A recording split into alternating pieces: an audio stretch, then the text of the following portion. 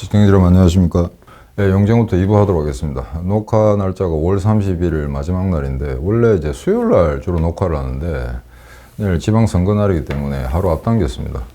지금까지 제가 이제 함부로 우크라이나 전쟁의 향배에 대해서 예측을 하고 했는데 나중에 방송을 하고 나서 조사를 해보니까 뭐 그렇게 틀린 이야기를 한 건 아니더라고요. 그래서 사실 하면서 좀 불안하긴 합니다. 왜냐면은 화요일을 하게 되면 이게 방송이 토요일 날 나가는데 무려 이제 나흘 동안의 간격이 있거든요. 그 안에 또 전황이 바뀔 수 있기 때문에 제가 함부로 섣부른 예측을 할 수는 없는데 일단 상식적인 군사적 교리에 입각해서 대개 이제 지금까지 이제 좀 이렇게 간단한 전망을 해드렸습니다. 황당하게 뭐 거창한 그림을 그린 건 아니고요. 그래서 그런 차원에서는 별로 그래 제 예측이 어긋나지는 않았다라고 지금 생각하고 있는데 지금 모든 언론에서 이제 돈바스를 많이 이야기하죠. 그러니까 지금까지 그 키우, 그 다음에 하르키우 전선을 공략하다 이게 되질 않으니까 이쯤에서 남쪽으로 내려오다가 그것도 막히니까 러시아군이 결국 동쪽, 지금 가장 언론에 많이 나오고 있는 도시 세베르도네스크라는 게 가장 이제 동쪽에 치우쳐있습니다. 그 루안스크 구역에 말이죠. 그래서 지도상에 보시게 되면 루안스크가 거의 아마 95% 정도, 거의 99% 정도 러시아군이 다 먹었는데 이제 세베르도네스크 요 하나만 점령하면 완전히 100% 장악하게 되는 거죠. 그래서 지금 세베르도네스크가 뭐 포위됐다고 하는데 아직 포위된 건 아니고요. 3면이 포위됐습니다. 그러니까 남쪽은 좀 남아있는데 좀 더 구체적으로 이야기하자면은 남서쪽에 퇴로는 확보되어 있는 상태입니다. 그래서 이게 지금 이제 여기서 주의해야 될 게 결론부터 먼저 말씀드리면은 서로 돈바스 이 전투에서 우크라이나군이 일정 부분 그 지역을 뺏기면서 뒤로 후퇴한다고 하더라도 전쟁이 끝이 나는 건 아닙니다. 근데 마치 지금 그 통상적인 언론에서는 이 전투에서 이기는 쪽이 전쟁의 결과를 다 가져갈 거다. 전쟁을 이기는 거라고 이제 섣불리 예측을 하는데 그건 아닙니다. 자, 1942년, 1943년에 걸친 스탈린그라드 전투가 끝나고 난 다음에 소련군이 베를린까지 들어가서 전쟁을 끝내는데 무려 2년 반이 걸렸거든요. 그 다음에 1943년 7월 세계 최대의 기갑전이었다고 하는 쿠르스크 대전차전 늘 이제 에서 승리를 한 소련군이 승기를 전략적 주도권을 잡습니다만 그로부터 2년이 걸립니다. 전쟁을 끝내기 전까지는.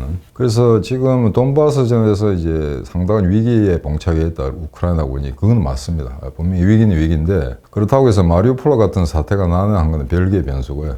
마리우폴은 이미 전쟁이 개시되기 그 이전부터도 사실은 뭐 더 이상 거기서 어떻게 해볼 도리가 없는 우크라이나로서는. 그러니까 2월 24일 날 이제 그 전쟁이 개시되자마자 포위되는 그런 형국이기 때문에 지금 세베르도네스크하고는 좀 상황이 다릅니다. 지금 현재는 이제 러시아군이 루안스크를 한 95% 정도 장악했고 도네츠 괴뢰공화국 한 50% 정도를 장악한 상태라고 되는데 지난주에 이제 가장 중요한 문제는 소위 말해서 리만이라는데 그게 옛날에 제가 그 독일에 있을 때 방문했을 때 그게 크라스니 리만이라는 도시였는데 이게 리만이 다른 데인지 아니면은 최근에 크라스니라 말을 떼버렸는지 그건 잘 모르겠습니다. 근데 이중 남동쪽이죠. 남동쪽에 그 리만이라는 데가 있는데 여기가 이제 장악됐습니다. 물론 아직 100% 제압한 건 아니고 러시아군은 그렇게 클레임을 하죠. 여기를 완전 제압했다라고 하는데 아직 부분적으로 시가전이 지금 벌어지고 있는 것 같고요.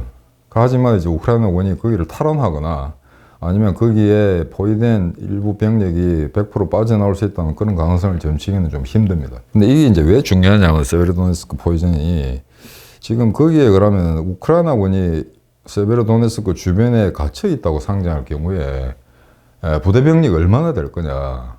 그것도 사실은 대비긴 합니다만 대략 지금 확인하건대 한 3만 명, 최다 3만 명 정도가 그래 갇힌 거로 그렇게 보고 있습니다. 그걸 갇혔다고 해야 될지 그 세베르도네스크 그 구간을 지금 방어를 하고 있다고 해야 할지 말하기가 좀 힘듭니다만 여하간 포위가 되건 포위가 안 되건 거기에 3만 정도의 병력이 있다고 하고 거기에 제17 전차 여단도 있습니다. 우크라이나가 실질적으로 전차 여단이라고 순수하게 전차 여단이라고 부를 수 있는 거는 1전차 여단, 17 전차 여단 두 개밖에 없습니다.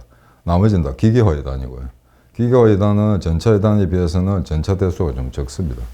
그래서 상당히 이제 정예 병력들이 그 세베르도네스크 주변에 모여 있는데 만약에 이게 포위 선멸된다 그러면은 계속해서 이 전쟁을 이끌어가는 우크라이나군으로서는 상당히 이제 힘들 겁니다. 그래서 만약에 포위 선멸될 위기가 닥쳤다고 판단될 경우에는 반드시 남서쪽으로 빠져나가야 됩니다.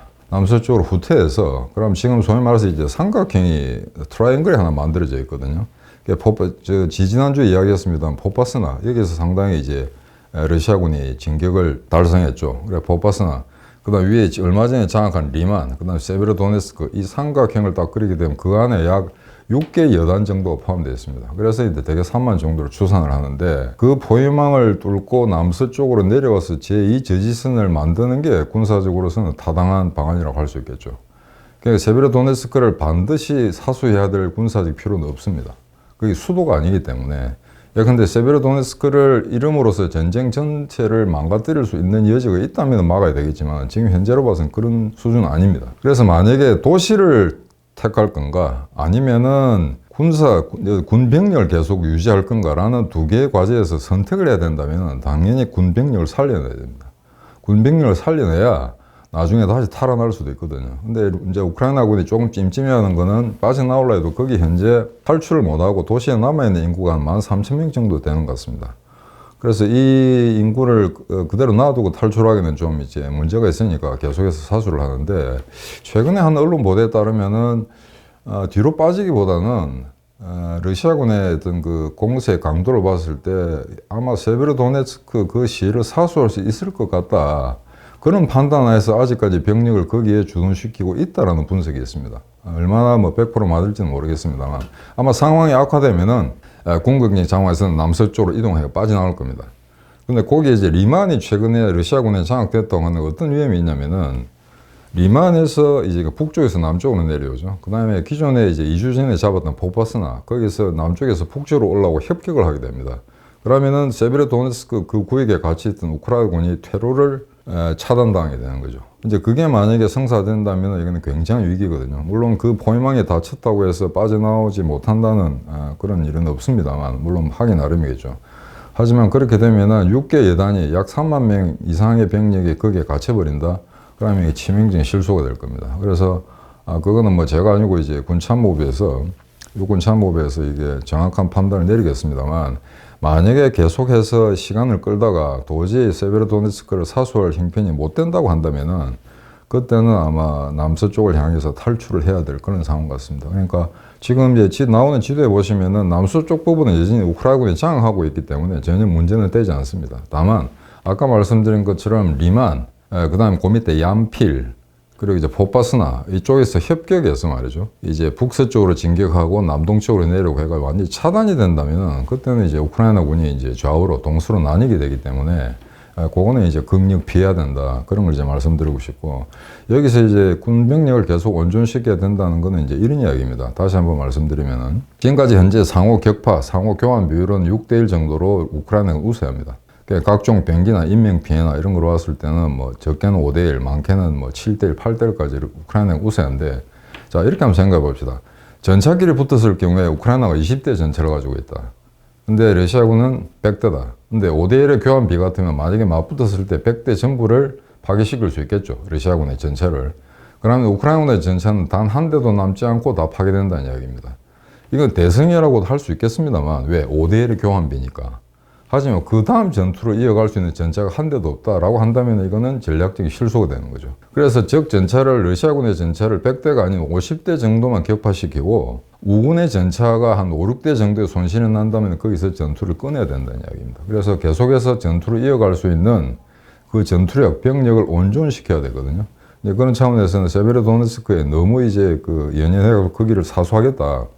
스탈린그라드처럼 사수하겠다라고 하게 되면은 나중에 큰 어떤 전술이 아니라 전략적인 패착을 가져올 수도 있겠습니다. 그래서 그거는 지금 현재까지는 아마 우크라이나군이 잘 방어를 하고 있는 걸로 알고 있는데 시시각각 전황이 바뀌기 때문에 조금 더 조심스럽게 지켜봐야 될 것 같습니다. 현재 세베로도네츠크하고 리만에서는 이제 시가전이 계속 진행되고 있는 걸로 지금 그렇게 지금 발표가 되고 있습니다.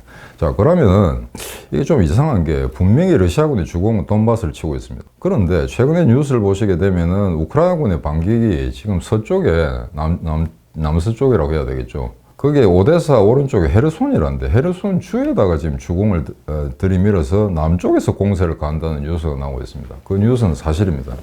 근데 좀 이상하지 않습니까? 왜냐하면 러시아의 주공이 동쪽에서 돈바스공에서 대공세를 하고 있는데 왜 거기에다 주력을 퍼붓지 않고 남쪽에서 이런 행동을 군사 행동을 하느냐 하는 거죠. 그 다음에 또 이제 이틀 전에 젤렌스키가 처음으로 수도 키이우를 벗어나서 하르키우를 방문을 했거든요. 그건 아마 여러 가지 의미가 있을 겁니다. 하르키우는 지금 안정적으로 관리가 되고 있다는 걸 보여준다는 거.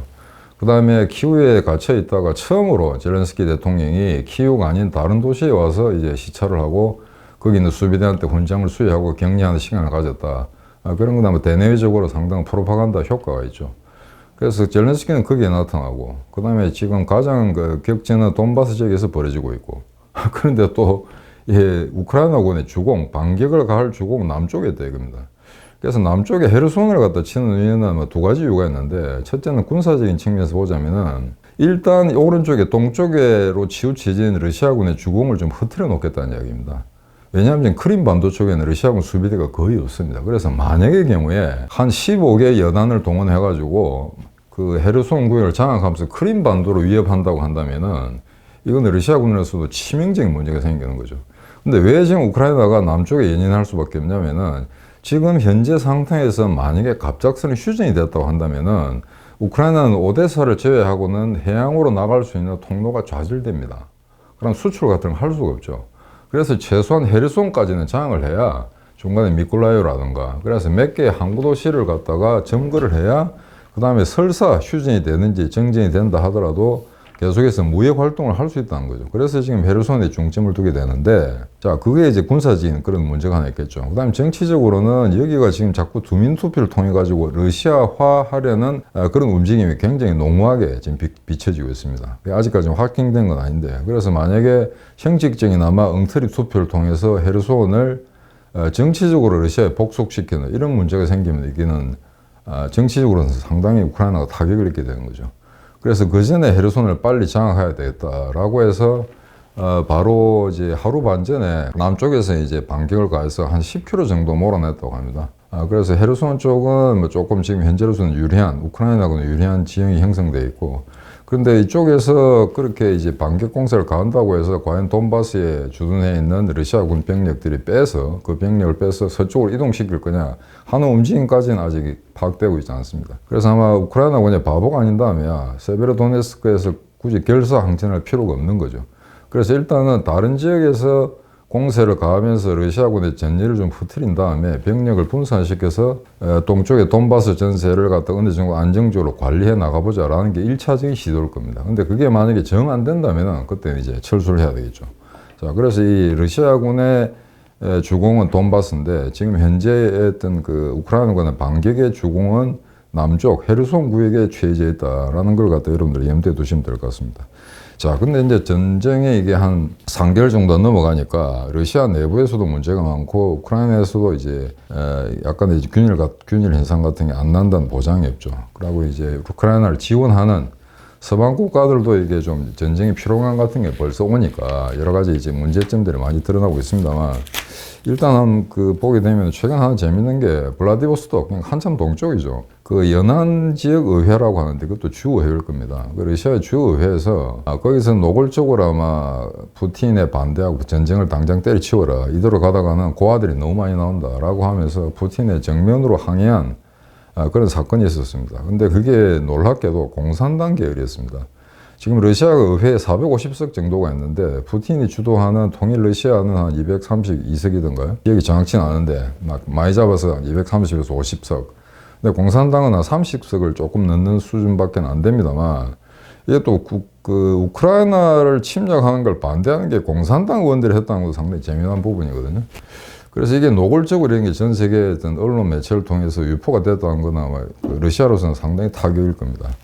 그 다음에 이제 키신저가 이제 쓸데없는 소리를 했죠. 지난번 다보스 회담에 이제 영상으로 나와가지고 지금 루안스크라든가 도네츠크를 갖다가 러시아에 할량하고 전쟁을 끝내는 게 좋다라고 했는데, 사실은 이 작전은 지난번에 크림 반도를 치거나 그 다음에 동쪽에 루안스크하고 도네츠크를 갖다가 러시아가 먹는 그 과정에 있어서도 그때는 트럼프 대통령 때죠. 그때도 키신저는 트럼프한테 러시아 그냥 저렇게 저 땅을 빼앗도록 뇌버려 두라고 이야기한 사람입니다. 그러니까 젤렌스키가 당장 이제 아주 격렬한 항의를 했죠. 저 먼 과거에서 유령처럼 나타나고 쓸데없는 짓거리 한다. 그래서 아주 격렬하게 이제 항의를 한 그런 에피소드가, 그런 해프닝이 있었습니다만, 이게 참 죽지도 않았네. 기신제. 언제적 기신제인지. 제가 국민학교 다닐 때부터 기신제인데 아직까지 살아가지고 헛된 소리 하고 있거든요. 그럼 이 작자가 유대인인데 만약 이렇게 생각해 봅시다. 유대인이 많은 우크라이나 지역에 독일군이 들어와가지고 난장판을 치면서 어느 일정 구역을 갖다가 장악했다고 할 때 그럼 지는 그걸 갖다가 나치 독일한테 넘기주라 라고 할 수도 있잖아요. 그 논리 같으면은 남의 나라가 우크라이나가 죽을 때까지 전쟁을 하든 말든 그게 우크라이나 국민들이 결정할 사항이지 지가 나와서 훈수 뚫 그런 상황은 아닌 것 같거든요. 그래서 이거는 말이 안 되는 이야기인데 당장 키신저가 헛소리를 하니까 우크라이나에서 여론조사를 했더니 온 건물이 파괴되고 국토가 망가지더라도 우크라이나 국민의 82%는 끝까지 싸우겠다는 겁니다. 예, 이 정도 돼야 이제 1등 국민이죠. 영국도 마찬가지고 2차 대전 때 관료들이나 군 당국자들이 빌빌 매면서 겁을 집어먹었을 때 영국 국민들은 끝까지 싸우겠다고 했거든요. 아니 그런 게 소위 말해서 정치권의 어떤 그 의식 수준을 넘어서는 국민 의식 수준입니다.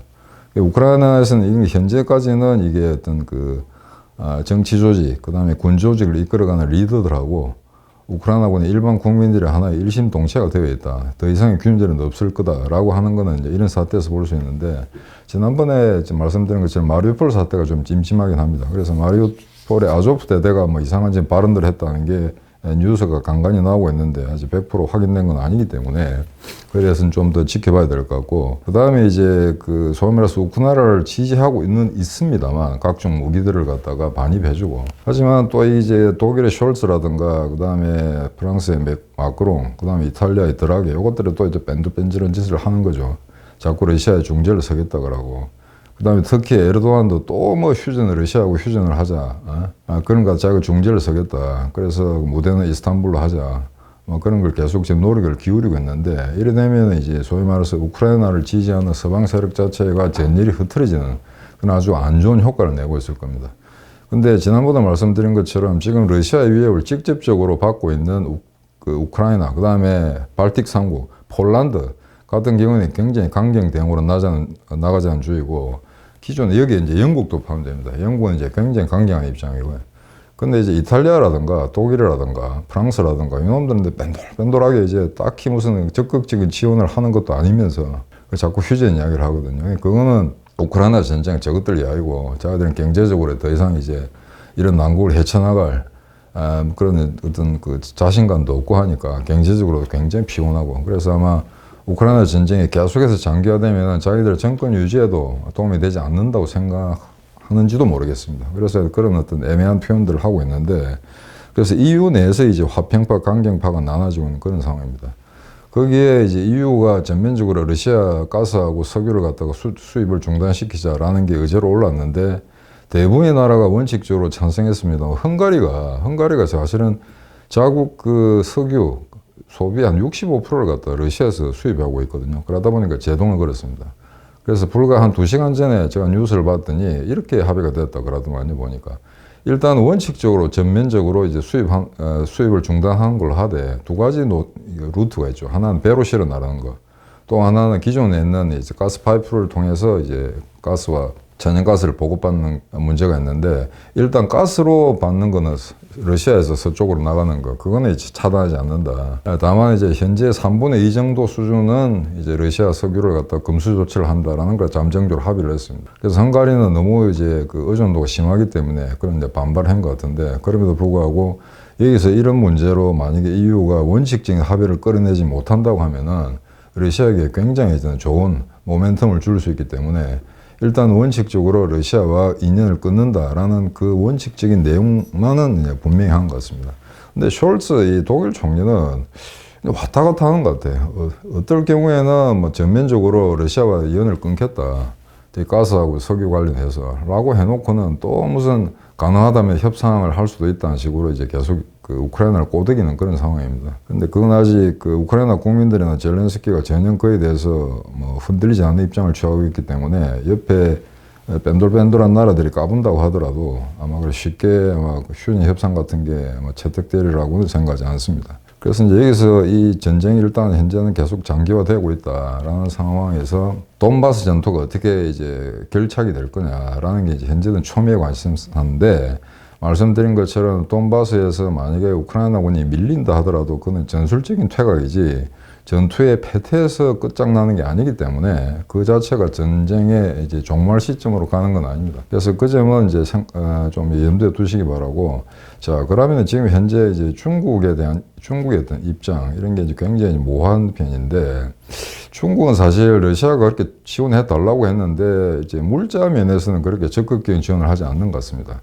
몰래 밀무역을 하는지는 모르겠습니다만, 일단 요 최근에 통계를 보게 되면은 어떤 통신 장비 같은 경우에 90% 정도가 이제 드랍됐다. 그 말은 100개 정도의 통신 장비를 러시아에 수출하다가 요 최근에 10개밖에 하지 않는다는 이야기입니다. 그러니까 90% 정도의 감소율을 보여왔고, 그 다음에 이제 컴퓨터 같은 경우에도 65% 정도가 이제 떨어졌다. 더 이상 이제 러시아에 수출하지 않는다. 그건 이제 미국과 서방의 제재를 갖다가 굉장히 의식한다는 이야기겠죠. 근데 이제 크게 보자면은 저는 이렇게 생각하고 있습니다. 러시아가 우크라이나를 칠 거라 하는 거는 중국이 이미 알았다는 거죠. 그래서 동계올림픽 하기 전에 이미 자기들끼리 작당을 해서 올림픽에 지정을 초래해서는 안 되니까 올림픽 끝나고 난 다음에 하라라고 한 것 같고, 아니나 다를까 약속한 듯이 그 이후에 우크라이나를 침공했습니다. 자, 그런데 아마 중국으로서는 이렇게 했죠. 지금 당장 미국하고 맞붙기는 좀 어려우니까, 그 다음에 설사 미국하고 세계대전을 치른다 하더라도 중공군하고 미군은 육군이 대결할 가능성이 없습니다. 바다 중간에 바다가 있으니까. 그러니까 결국 전쟁을 한다 하더라도 해군하고 공군이 하겠죠. 근데 해군과 공군력만 가지고 한다면 이거는 뭐 100% 중국이 지는 거기 때문에, 다만 지금 현재 어떤 중국 시진핑의 독재 정권의 호전성 이런 거로 봐서는 아마 중국 애들이 일반 국민이나 그 다음에 당 관료들이나 전쟁을 불사하진 않을 겁니다. 예, 분명히 조건만 갖춰진다면은 지든 이기든 미국과 한번 건곤일찍이 승부를 겨루려고 할 그런 상황 같습니다. 자, 그런데 그러면은 아마 이렇게 전술적으로 이용을 하겠죠. 중국은 러시아를 테스트해 보는 겁니다. 러시아가 우크라이나를 갖다가 침공했을 때 과연 미국과 서방이 어느 정도의 어떤 반응을 보이느냐 하는 것 지금 테스트하고 있는 상황이거든요. 그럼 자기들의 나중에 대만을 침공할 때 어떤 그 하나의 레퍼런스를 갖다가 확보할 수 있다는 거죠. 아, 러시아가 우크라이나 치는 게 저 정도의 어떤 반응을 보인다면은 우리가 대만을 쳤을 경우에 미국과 호주나 일본은 이런 식으로 반응할 거야 라는 거. 그런 차원에서 몇 번에 걸쳐서 말씀드립니다만, 이 우크라이나 전쟁은 우크라이나만의 전쟁이 아니고 전 세계적인 차원에서 세계 체제의 변동, 질적인 변동을 가져오는 아주 결정적인 하나의 모멘텀을 제공할 수 있다는 겁니다. 그래서 여기서 만약에 우크라이나가 러시아를 몰아낸다고 한다면 대만은 상당 기간 동안 안심할 수 있겠죠. 그 기간 동안에 이제 군비를 증강할 수가 있고, 그 다음에 북한도 마찬가지일 겁니다. 우크라이나에서 러시아가 완전히 패퇴한다면은, 그러면 도발하는데도 아마 그 강도나 빈번한 어떤 횟수에 대해서도 아마 북한이 굉장히 조정할 가능성이 높고요. 자기 마음대로 하진 않을 겁니다. 근데 만약에 그 반대의 경우, 우크라이나가 무너진다든가 아주 불리한 조건으로 협상을 하게 된다면, 그 다음에는 중국이나 북한이 굉장히 이제 도발 수위를 높이는 그런 상태가 전개된 가능성이 굉장히 높습니다. 그래서 우리가 이제 우크라이나 전쟁을 여기서부터 한국에서부터 수천 킬로 떨어진 우크라이나 전쟁에 주목하는 그런 근본적인 이유가 되겠습니다. 그래서 지금 현재로서는 돈바스 어떤 그 상태가, 돈바스의 전황이 어떻게 변하는가에 따라서 이제 이 전쟁의 향배를 갖다 어느 정도 예측은 해볼 수 있습니다만, 다만 그렇다고 해서 돈바스에서 어느 쪽이 이기고 진다는 게 결판이 나더라도 전쟁 자체가 끝나거나 뭐 계속된다거나 하는 어떤 질적인 변환을 가져올 가능성은 별로 없다는 거. 그 점만 다시 한번 염두에 두시고, 또 일주일 뒤에 다시 사태가 변하는 거에 대해서 면밀히 조사한 다음에 다시 한번 보고 드리도록 하겠습니다. 이상 2부 이거로 마치도록 하겠습니다. 감사합니다.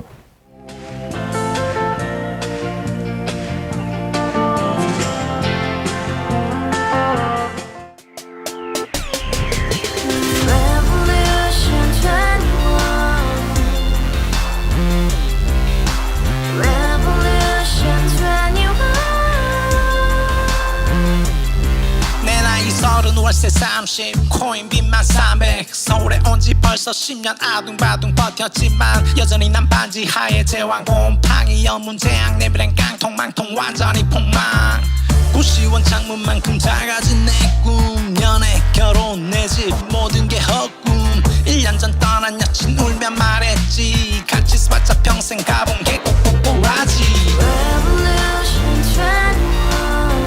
가바후스 700 나도 소유주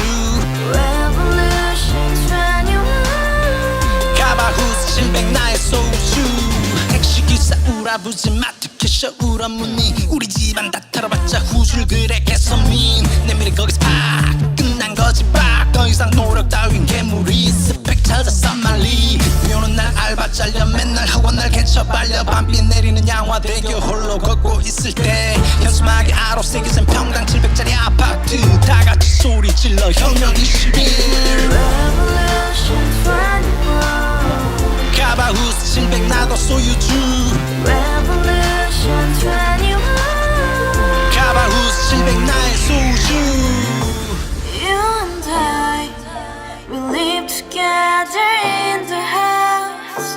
Brand new day, and your dream had just begun. Yeah. Revolution 21, only hope and happiness. 너의 곁에 내가 영원히 Yeah. 지금까지 정치인들 입만 열면 찝찝찝 개소리 멍멍멍 쳤다 하면 뻥 잘난 부모 만나 잘난